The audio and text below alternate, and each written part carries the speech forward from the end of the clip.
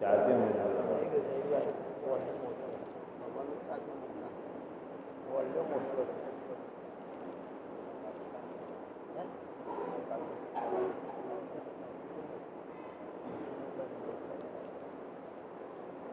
الحمد لله رب العالمين والصلاة والسلام على سيد الأنبياء والمرسلين نبينا محمد وعلى آله وأصحابه أجمعين أما بعد فأعوذ بالله من الشيطان الرجيم بسم الله الرحمن الرحيم يا أيها الذين آمنوا كتب عليكم الصيام كما كتب على الذين من قبلكم لعلكم تتقون أياما معدودات صدق الله مولانا العظيم اللہ تبارک و تعالیٰ کی بہت بڑی نعمت اور اس پر شکر ہے کہ اللہ تبارک و تعالیٰ نے ہمیں زندگی میں پھر ایک اور رمضان نصیب فرمایا۔ اگلے زمانے میں جب بہت سے بزرگ اور اولیاء جمع ہوتے تھے تو دیکھا جاتا تھا کہ کس بزرگ کو کس ولی کو اپنی زندگی میں زیادہ رمضان ملے ہیں۔ جس کی زندگی میں رمضان زیادہ ہوتے تھے اس کی بزرگی دوسروں کے مقابلے میں زیادہ شمار ہو۔ اللہ تبارک و تعالی صحت و عافیت کے ساتھ اس مبارک مہینے کی ایک ایک گھڑی ایک ایک سیکنڈ ایک ایک لمحے کو اپنی یاد میں اپنی عبادت و بندگی میں گزارنے کی توفیق عطا فرمائے اور قبول بھی فرمائے اور اس کے صدقے میں پوری زندگی اسی طریقے سے گزارنے کی توفیق عطا فرمائے۔ اللہ تبارک و تعالیٰ نے انسانوں کے اوپر امت محمدیہ کے اوپر بہت بڑا کرم فرمایا ہے کہ مبارک مہینہ ان کو نصیب ہوا۔ اگلی امتوں کو یہ نعمت نہیں ملی تھی، روزے تو اگلی امتوں میں بھی تھی، لیکن اتنی برکتوں والا مہینہ جو ہے کسی امت کو نہیں ملا ہے۔ بقول حضرت مجدد الفسانی رحمۃ اللہ علیہ جو ہمارے ہندوستان میں بہت بڑی ہستی گزری ہیں اکبر کے زمانے میں،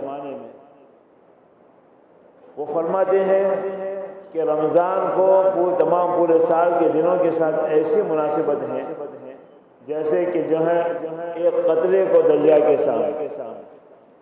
اب ظاہر بات ہے کہ پوری دریا کے سامنے قطرے کی کیا حیثیت رکھتی، ایسے ہی جو ہے رمضان کے مقابلے میں باقی دنوں کی اتنی حیثیت نہیں ہے جتنی کہ رمضان کے دنوں کی۔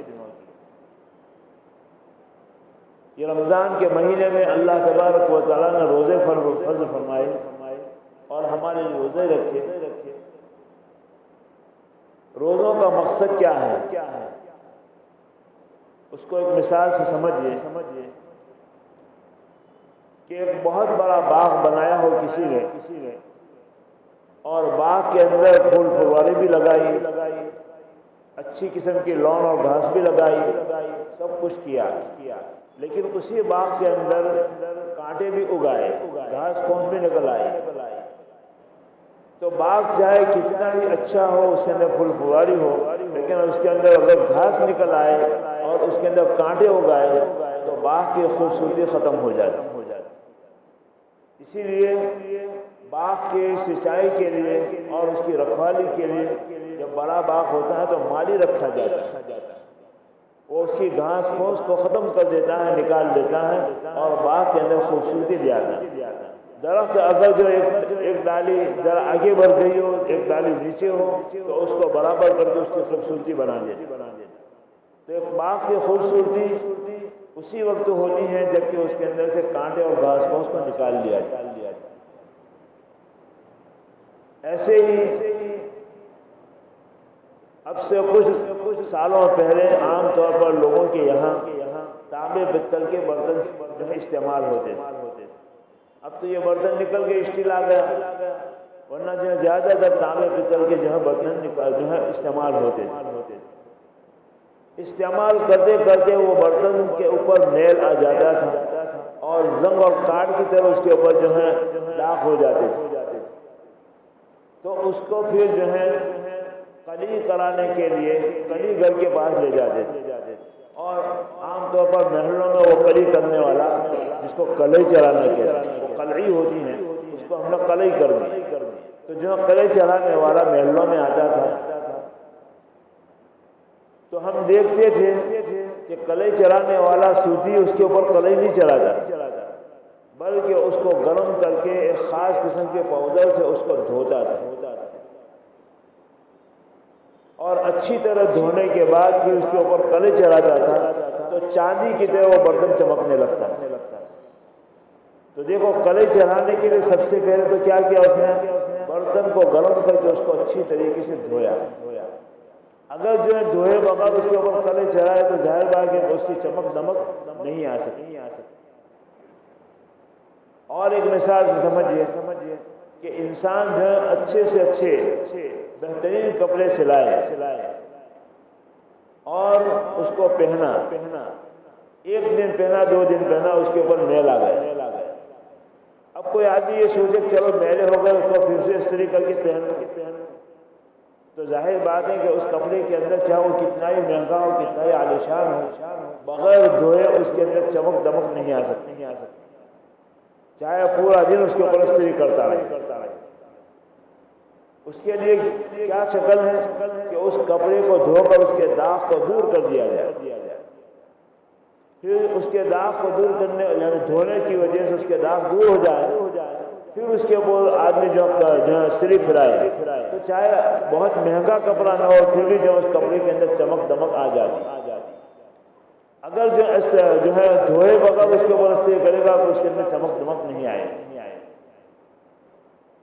یہ مثال 3 مثالیں میں نے دی۔ باغ کے اندر خوبصورتی لانے کے لیے کیا کرنا پڑے گا، اس کی گھاس پھوس اور کانٹوں کو دور کیا جائے، باغ کے اندر خوبصورتی آ جائے۔ اور برتن کے اندر چمک دمک لانے کے لیے اس کو پہلے دھویا جائے گا، پھر اس کے بعد اس کے اوپر کلئی چلے گی۔ کپڑے کے اندر چمک دمک پیدا کرنے کے لیے اس کے داغ کو دھویا جائے گا، پھر اس کے بعد اس کے اوپر استری کرے گا تو جو کپڑے کے اندر خوبصورتی آ جائے۔ اللہ تبارک و تعالیٰ نے یہ روزوں کو کیوں رکھا؟ کوئی اللہ کے خزانے میں اس کے گوڈاؤن میں کمی آ گئی تھی؟ نہیں، اس کا خزانہ تو لامحدود ہے اور اس کو خزانہ جمع کرنے کی کوئی ضرورت نہیں ہے، وہ اپنے ارادہ کن سے سب کچھ کر لیتا ہے۔ اللہ تعالیٰ جب کسی چیز کو موجود کرنے کا ارادہ فرما لیتے ہیں تو اس کا ارادہ کن ہوتا ہے، یعنی ہو جا فیکون، وہ ہو جاتا ہے۔ اس کو کن کہنے کی بھی ضرورت نہیں ہے، ارادہ کن، اذا اراد شیئا ان یقول له کن۔ جب اللہ تعالیٰ کسی چیز کے پیدا کرنے کا ارادہ کرتا ہے تو ارادہ کن کرتا ہے، کن کا ارادہ کرتا ہے، فیکون، وہ چیز موجود ہے۔ لہذا اس کے خزانوں میں کوئی کمی نہیں ہے، اور نعوذ باللہ بھوکا رکھنے سے اللہ کی ذات کو کوئی فائدہ ہونے والا نہیں، بلکہ اللہ تبارک و تعالیٰ نے ہم امت محمدیہ کے اوپر یہ مہربانی فرمائی کہ 11 مہینے تک ہم دھندا اور کاروبار کرتے ہیں اور دنیا کے مشاغل میں رہتے ہیں اور بازاروں میں جانا آنا ہوتا ہے، نظریں کہیں نہ کہیں گر جاتی ہیں، آدمی کاروبار کے اندر کچھ نہ کچھ جو ہے ادھر ادھر گڑبڑ بھی کر دیتا ہے، اس کی وجہ سے دلوں کے اوپر میل چڑھ جاتا ہے، دلوں کے اوپر میل چڑھ جاتا ہے، دل میلے ہو جاتے ہیں، اور دل کے میل کو دور کرنے کے لیے ظاہر بات ہے کہ ہم عبادت کریں، نماز پڑھیں، اسی طریقے سے روزہ رکھیں، تلاوت کریں، لیکن عبادت کی کلئی جو ہے دل کے اوپر اسی وقت چلے گی جبکہ دل کے اندر سے میل کچیل دور ہو جائے۔ آج ہم نمازیں پڑھتے ہیں، الحمدللہ پڑھتے ہیں، ذکر و تلاوت بھی کرنے والے کرتے ہیں، تہجد پڑھنے والے تہجد بھی پڑھتے ہیں، لیکن اس کے اثرات وہ ظاہر نہیں ہوتے جیسے کہ ان عبادتوں کی فضیلتیں کہ تہجد پڑھنے سے انسان سے اللہ کا خوف پیدا ہوتا ہے، تہجد پڑھنے والا رات کو تہجد پڑھتا ہے، دن کے اندر اس کو گناہوں سے بچنے کی توفیق ہو جاتی ہے۔ یہ عام طور پر اثرات کم معلوم ہوتے ہیں، اس کی وجہ کیا ہے کہ دلوں کے اوپر میل ہے، اور اس میل کو جب تک دور نہ کیا جائے وہاں تک خدا کی تجلی کا نور اور عبادت کی نورانیت دل کے اوپر چڑھ نہیں سکتی۔ دلوں کے اوپر عبادت کی نورانیت کو چڑھانے کے لیے اور اللہ کی تجلی کو نور دل کے اندر لانے کے لیے پہلے ضروری ہے کہ ہمارا دل صاف ہے۔ دل کی صفائی کے بغیر کچھ بھی نہیں ہو سکتا۔ ایک گھر ہوتا ہے، رمضان آنے والا ہوتا ہے تو عورتیں کیا کرتی ہیں؟ شاباش سے بھی گھر کو جو تمام قسم کے جالے وغیرہ صاف کر دیتی ہیں، کچرا دور کر دیتی ہیں، جو برتن پورے سال استعمال میں نہیں ہوتے اس کو بھی اٹھا کر دھو دے، صفائی ہو جائے۔ یہ کیوں کرتے ہیں؟ تاکہ گھر خوبصورت معلوم۔ ایک گھر کے اندر جو ہے جب جالے وغیرہ ہوتا ہے، میل کچیل چل جاتا ہے تو گندا معلوم ہوتا ہے، اس کے اندر رہنے والا رہتا نہیں بلکہ اس کو صفائی کراتا ہے، اس کا مرغون کراتا، تب جا کر اس کے اندر رہتا ہے۔ دل، انسان کا دل اللہ کی تجلی کا مرکز ہے۔ جب ہم اپنے گھروں کے اندر میل کچیل چل جاتا ہے تو اس کے اندر رہنا ہمیں گھن معلوم ہوتی ہے، پسند معلوم ہے، بلکہ اس کی صفائی کرتے۔ ایسے ہی اللہ تبارک جو ہے حدیث قدسی ہیں کہ اللہ تعالیٰ فرماتے ہیں کہ میری سمائی نہ زمین میں ہو سکتی ہے نہ آسمان میں ہو سکتی ہے، اللہ تعالیٰ کی سمائی کہیں بھی نہیں ہو سکتی، لیکن مومن کا دل جو ہے اس کے اندر میری سمائی ہے۔ یہ حدیث قدسی ہے۔ اب جب اللہ تبارک و تعالیٰ کا تجلی اور اس کے نور کا مرکز ہمارے دل میں ہے تو دل اگر میلا ہوتا ہے تو اللہ کی تجلی کا نور اس دل کے اندر نہیں اترتا۔ اس کے لیے ضروری ہے کہ جو ہے ہمارا دل صاف۔ ہم جو ہے فروٹ بیچنے والے کے یہاں فروٹ لینے کے لیے جاتے ہیں تو ہم اس کے اندر جو ہے انتخاب کرتے ہیں، ٹالتے ہیں۔ ذرا کسی سیب ہے اس کے بعد داغ بھائی ہمیں نہیں لینا، ہمیں تو صاف چاہیے جس کے اندر ذرا بڑا بھی جو ہے سڑا نہ ہو۔ کوئی بھی چیز لیتے ہیں تو اس کے اندر انتخاب کرتے ہیں اچھی چیز۔ تو ایسے ہی اللہ کی تجلی کے نور کے سمائی کے لیے اللہ تعالیٰ صاف دلوں کا انتخاب کرتے ہیں۔ جب ہم ایک سڑے ہوئے سیب کو لینے کے لیے تیار نہیں ہیں تو ہمارا میلا دل اللہ تعالیٰ کیسے قبول کرے؟ نہیں ہو سکتا۔ اس کے لیے اللہ تبارک و تعالیٰ نے جو ہے ہمارے اوپر کرم فرمایا کہ پورے سال 11 مہینے تک میرے بندے جو ہیں چلو نماز پڑھ لی تلاوت کی ہوئی نہ ہوئی یہ کر لیتے ہیں، دلوں کی پوری صفائی نہیں ہوئی۔ اللہ تبارک و تعالیٰ نے جو ہے رمضان کا مہینہ رکھا۔ یہ رمضان کا مہینہ کیوں ہے؟ روزے کیوں ہیں؟ روزے اس وجہ سے کہ لعلکم تتقون، تمہارا دل صاف ہو کر تمہارے دلوں میں اللہ کی سمائی ہو جائے، اور جب اللہ کی سمائی ہوگی تو اللہ کا خوف دل میں پیدا ہو، اور جب خوف پیدا ہوگا تو پھر عبادت و بندگی میں جان پڑے۔ تقویٰ کا لفظ سن کر لوگ بھڑک جاتے ہیں، ہو بھائی متقی تو ہم کہاں بن سکتے؟ متقی جو ہے تقویٰ کرنے کا نام نہیں ہے، تقویٰ چھوڑنے کا نام۔ ہم جو نماز پڑھ لی یہ ہم نے ایک عمل کیا، تلاوت کے لیے ہم نے عمل کیا، لیکن آدمی فقط تلاوت کرے نماز پڑھ لے تو کافی نہیں ہوتا ہے، بلکہ اس کے لیے دل کا میل کچیل صاف کرنا پڑتا ہے، تب جا کر نمازوں کی ذکر و تلاوت کا اثر دل پر ہوتا ہے۔ اور دل کی میل کی صفائی کے لیے اللہ تبارک و تعالیٰ نے روزوں کو رکھا تاکہ تم متقی بن جاؤ، یعنی اللہ کا خوف تمہارے دلوں میں آ جائے اور اس کی وجہ سے تمہارے دل صاف ہو جائے۔ دیکھو رمضان جو ہے ہم رمضان بولتے ہیں لیکن رمضان ہے، رمض کے معنی جھلسنے کے اور جلا جانے کے، گویا اللہ تبارک و تعالیٰ اس روزوں کے ذریعے سے ہمارے دلوں کو جو ہے ہمارے دلوں کو میل کچیل دور کرنے کے لیے جھلسا دے۔ ایک لوہے کے اوپر زنگ لگ جائے تو اس کی صفائی کے لیے کیا صورت ہوگی؟ لوہار کیا کرے گا؟ اس کو آگ میں ڈالتا ہے، اس کو گرم کرتا ہے، اس کو صاف کرتا ہے۔ تو ایسے ہی روزوں کے ذریعے سے دلوں کے اندر صفائی پیدا ہوتی ہے، اور اس صفائی کی وجہ سے پھر انسان کے دل میں تقویٰ پیدا ہوتا ہے، اللہ کا خوف پیدا ہوتا ہے، اور جب اللہ کا خوف ہوتا ہے تو پھر نماز کے لیے رکعت باندھتا ہے، تو رکعت باندھتے ہی اس کی پوری رات جو ہے عبادت و بندگی میں گزارتی ہے اور اس کو احساس تک نہیں ہوتا۔ سیدہ فاطمہ رضی اللہ تعالی عنہا نے ایک مرتبہ 2 رکعت نفل کی نیت باندھی اور ابھی تو سلام پھیرنے بھی نہیں پائی، عشاء کے بعد رکعت باندھی، سلام پھیرنے بھی نہیں پائی تھی کہ صبح ساجد ہو،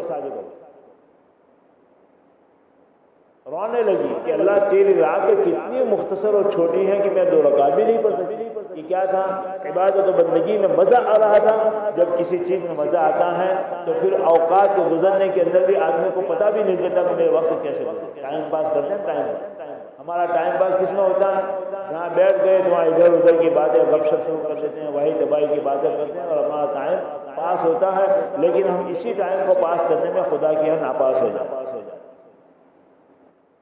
تو سیدہ فاطمہ جب شکایت کرنے لگی کہ اللہ تیری رات کتنی چھوٹی ہے کہ میں 2 رکعت نہیں پڑھتی، میں شکایت کیا رات کتنی چھوٹی ہے کہ نیند پوری نہیں۔ یہ کیوں؟ اس لیے کہ دلوں میں صفائی نہیں۔ تو جب دلوں میں صفائی پیدا ہوتی ہے تو آدمی کے لیے جو پوری رات عبادت و بندگی کرنا آسان ہوتا ہے، اور دلوں میں صفائی نہیں ہوتی تو پھر ایسی صورت کے اندر رات کو جاگ تو لیتے ہیں لیکن اللہ کی یاد کے لیے نہیں بلکہ لوگوں کی یاد کے لیے، فلاں ایسا ہے، فلاں ایسا ہے، فلاں ایسا ہے۔ اللہ کی یاد نہیں، لوگوں کی یاد، اور لوگوں کی برائی کے ساتھ جاتے۔ جب دلوں میں صفائی نہیں ہوتی تو پھر ایسی صورت کے اندر جو عبادت کا نور اس دل کے اوپر چڑھتا نہیں۔ تو اللہ تبارک و تعالیٰ نے اپنے بندوں کے اوپر یہ کرم کیا کہ عبادت و بندگی کے اندر میرے بندے مجھ سے ایسی لو لگائے، ان تعبد اللہ کأنک تراہ فإن لم تکن تراہ فإنہ یراک۔ حدیث جبرائیل کے اندر، مشکات کی پہلی حدیث ہے، اس کے اندر جو ہے حدیث جبرائیل میں اللہ کے نبی نے یہ فرمایا کہ عبادت ایسی کرو گویا تم خدا کو دیکھ رہے ہو، اور اگر ایسا نہیں ہو سکتا ہے تو اتنا تو دھیان رکھو کہ خدا تمہیں دیکھ رہا۔ یہ کب ہوگا؟ اللہ کی ذات کا استحضار ہوگا، دھیان ہوگا، اور اللہ کی ذات کا استحضار اور دھیان دوستو تقویٰ سے ہوتا ہے۔ تقویٰ کا مطلب کیا؟ دل میں اللہ کی سماع ایسی ہو کہ ہر وقت استحضار۔ اسی وجہ سے جو ہے تقویٰ کے بارے میں ایک مرتبہ جو ہے حضرت عمر رضی اللہ تعالیٰ عنہ نے حضرت ابی بن کعب سے پوچھا کہ تقویٰ کی حقیقت کیا ہے؟ تو ابی بن کعب نے حضرت عمر سے کہا، حضرت عمر کبھی کبھی اپنے چھوٹوں کا امتحان لینے کے لیے بھی جو ایسی باتیں پوچھا کرتے، ورنہ حضرت عمر کا معاملہ تو کہاں علم کتنا ہے۔ حضور اقدس صلی اللہ علیہ وسلم نے فرمایا کہ میں نے عمر کو جو ہے جنت کے اندر دیکھا تو ایک جبہ پہنے ہوئے، ان کا جبہ ٹخنوں سے بھی اور پیروں سے بھی زیادہ لٹک رہا۔ تو آپ سے پوچھا گیا کہ اللہ کے رسول کیا مطلب؟ کہا کہ ان کا علم اتنا بڑا ہوا ہے، اتنا علم تھا، لیکن کبھی اپنے چھوٹوں سے امتحان لینے کے لیے بھی پوچھا گیا۔ تو ابی بن کعب رضی اللہ عنہ فرمایا کہ خلیفۃ المسلمین کیا آپ کبھی ایسی جگہ سے گزرے جہاں پر چاروں طرف کانٹے اور اس کے بیچ میں سے گزرنا ہو؟ کہا کہ ہاں۔ کہا کیسے گزرتے ہو؟ کہا اپنے دامن کو اور اپنے کپڑے کو پورا سمیٹ لیتا ہوں تاکہ کہیں کانٹوں میں الجھ نہ جائے، کانٹوں میں الجھ نہ آئے۔ ابی بن کعب نے کہا اسی کا نام تقویٰ ہے۔ آدمی بیپار بھی کرے، بازار میں بھی جائے، ہر کام کرے، لیکن ہر کام کے اندر کیا تیقظ ہو۔ اسی وجہ سے حضرت تھانوی حکیم الامت حضرت مولانا اشرف علی تھانوی رحمۃ اللہ نے فرمایا ہے کہ تقویٰ کی حقیقت کیا ہے؟ انسان کے اندر تیقظ آ جائے، چوکن نہ پن آ جائے۔ جہاں کوئی غلط کام ہو رہا ہے فوراً اس کے دل میں احساس ہو جائے کہ میں غلط کروں، یا ہو جانے کے بعد اس کے دل میں فوراً احساس پیدا ہو میرا فلاں کام غلط۔ اسی کا نام تیقظ اور اسی کا نام جو ہے چوکن نہ پن۔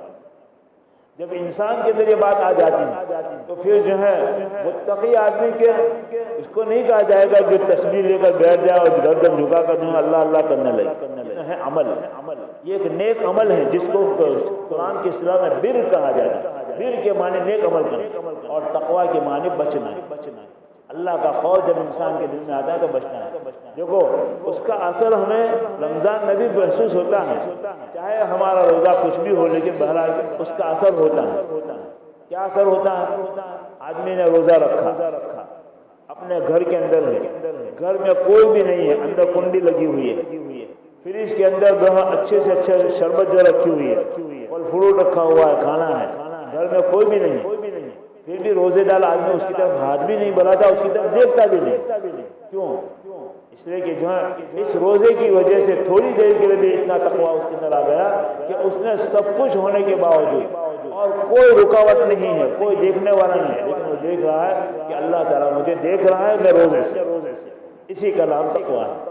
ہر وقت انسان کے اندر استحضار یعنی اللہ کا دھیان پیدا ہو جائے، اللہ تبارک و تعالیٰ کا خوف پیدا ہو جائے۔ جب اللہ کا خوف پیدا ہوتا ہے تو انسان تنہائیوں میں گناہوں سے بچتا ہے، انسان تنہائیوں میں گناہوں سے بچتا ہے۔ اور اصل حقیقت تو یہی ہے کہ گناہ سے بچنے کے لیے پولیس کا ڈنڈا کافی نہیں ہے۔ آج حکومت قانون کتنے بناتے ہیں معاشیات اور جرائم سے بچنے کے لیے، بچانے کے لیے، لیکن جتنے قانون زیادہ بنتے ہیں اتنے ہی لوگوں کے اندر جو ہے غلط کام زیادہ بڑھتے ہیں۔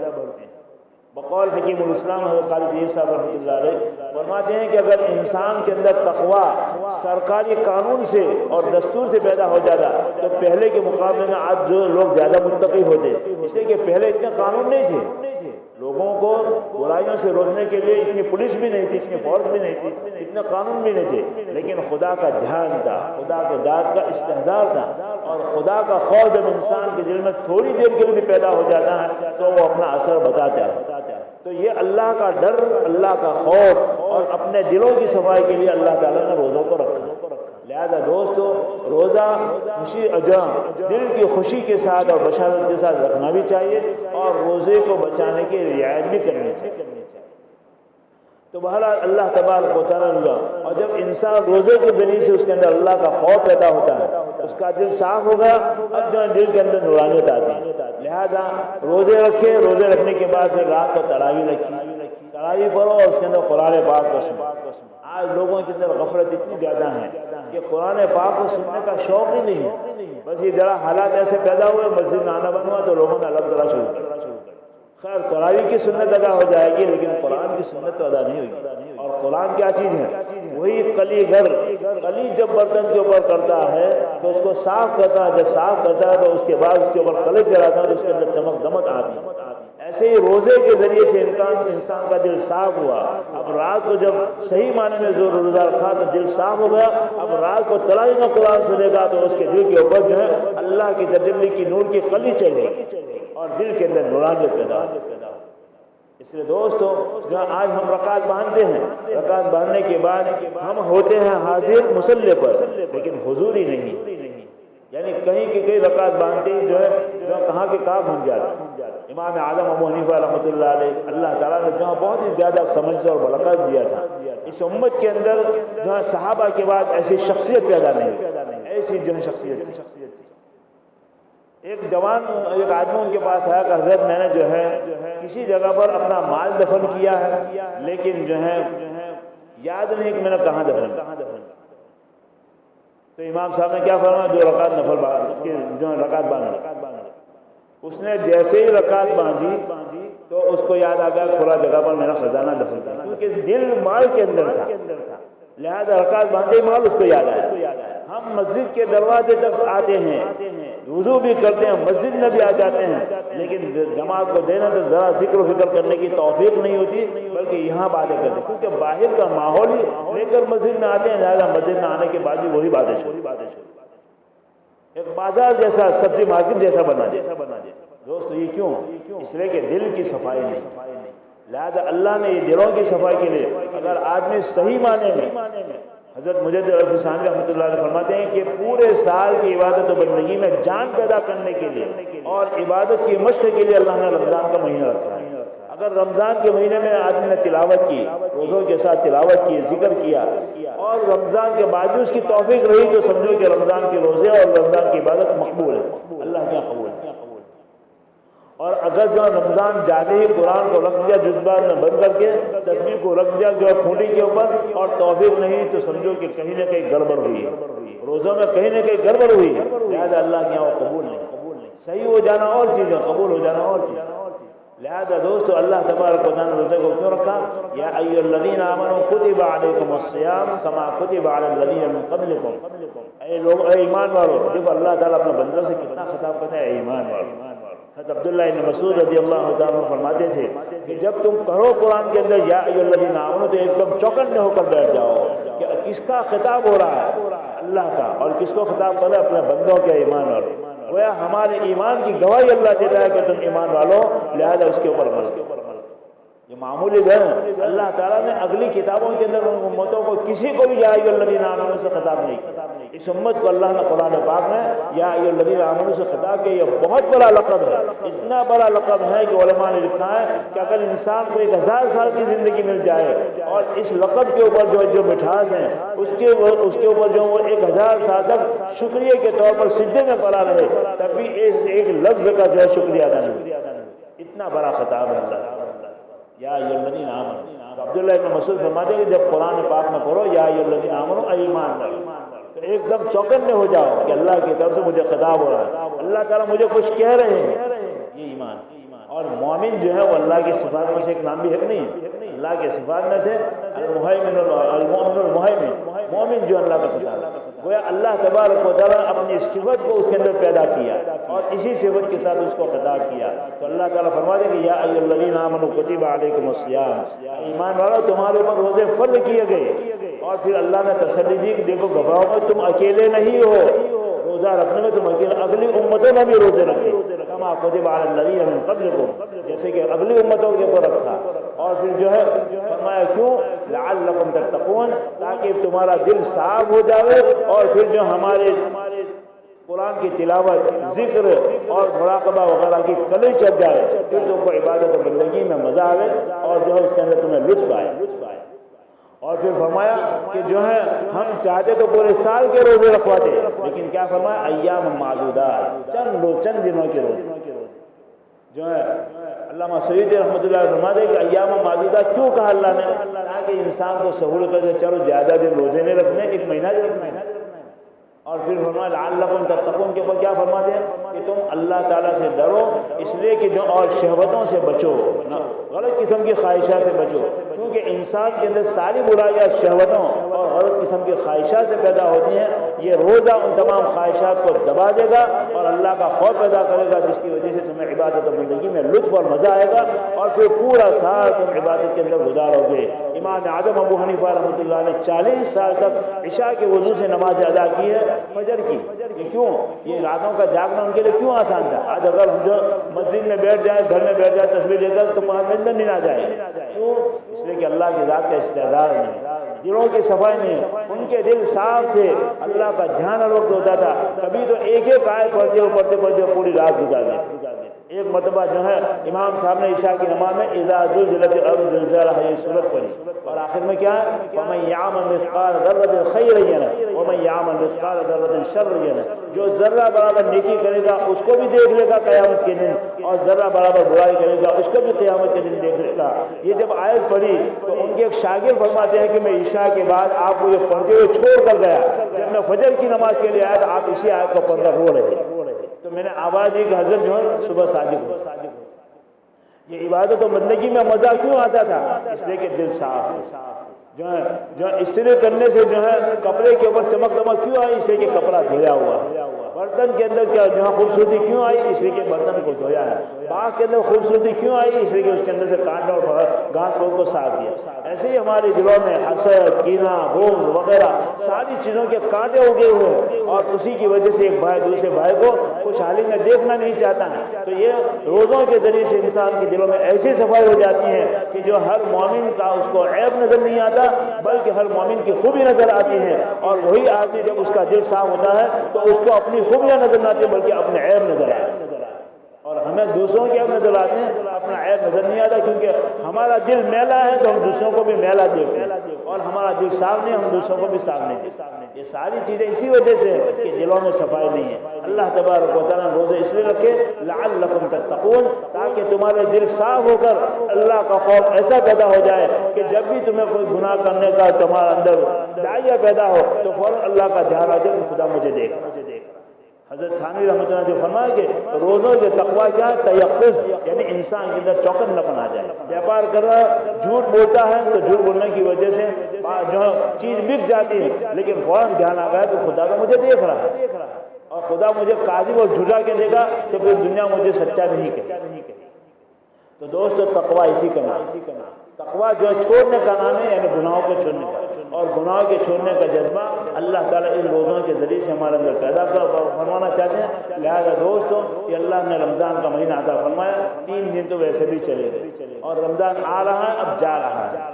لہذا جو ہے یہ موقع ہے اپنے اوقات کی قدر کرنے، اور قدر کرنے کے ساتھ دوستو ادھر ادھر راتوں کو مجلس میں جمانے کے بجائے اگر جو کچھ نہیں کرنا تو سو جاؤ، سو جائیں گے تو نہ کچھ گیا نہ کچھ آیا، لیکن بیٹھے رہے رمضان کی راتوں کے اندر۔